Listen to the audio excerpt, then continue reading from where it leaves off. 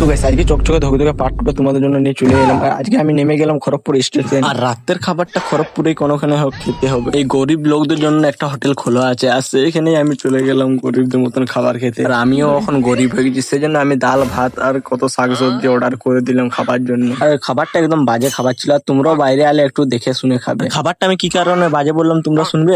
খাবারটা একটু মানে গরম ছিল না, ঠান্ডা, সব কিছু ঠান্ডা হয়ে গেছিল। তো এখানে কথা না বাড়িয়ে আমি চলে এলাম এই যে এরকম একটা টেকনোলজি আর সিঁড়িতে। আর এইটা সিঁড়ি না, এটা লিফট। তাই লিফে চড়ে চলে এলাম 4 নম্বর প্ল্যাটফর্মে। আর এইখানে এসে প্রায় 5 ঘন্টা ওয়েট করার পর আমি চেপে গেলাম এই দেখো এরকম একটা হেলিকপ্টারের উপরে। অনেকক্ষণ হেলিকপ্টারের উপরে থাকার পরে আমি আবার নিচে নেমে গেলাম ট্রেনে। তাই ট্রেনে নামার পর আমি এইখানে অনেক কিছু গাছপালা পাহাড় মাহাড় দেখতে দেখতে চলে গেলাম কিসিঙ্গা। আর ট্রেনের থেকে নেমে দেখেছি এত রোদ, আর আমাদের বাঁকুড়ায় তো রোদেই দেয়নি। তাই দুদিন ট্রেনের উপরে থাকার কারণে আমি আমাদের মুকেশ আম্বানিকে আর খুঁজেই পাচ্ছিলাম। তাই কিছুক্ষণ বাদ দেখছি মুকেশ আম্বানি আমার তো আগতে সিঁড়িতে বসে আছে। ওই মানে সিঁড়িতে যাচ্ছে। আমিও বেশি লেট না করে ওর সাথে চলে এলাম মুকেশ আম্বানির রুমে, ওই মানে অফিসে। আর আমি এখন গোটা অফিসটা ঘুরে ঘাড়ে দেখলাম যে ঠিকই আছে, মুকেশ আম্বানির বলে কথা। আর খেয়ে দিয়ে আমি এখন শুয়ে পড়ে, কালকে তুমি আবার ফদাল গাইতে কাজে যেতে হবে। আর তোমরাও ভিডিওটি লাইক ফলো করে দাও। বাই।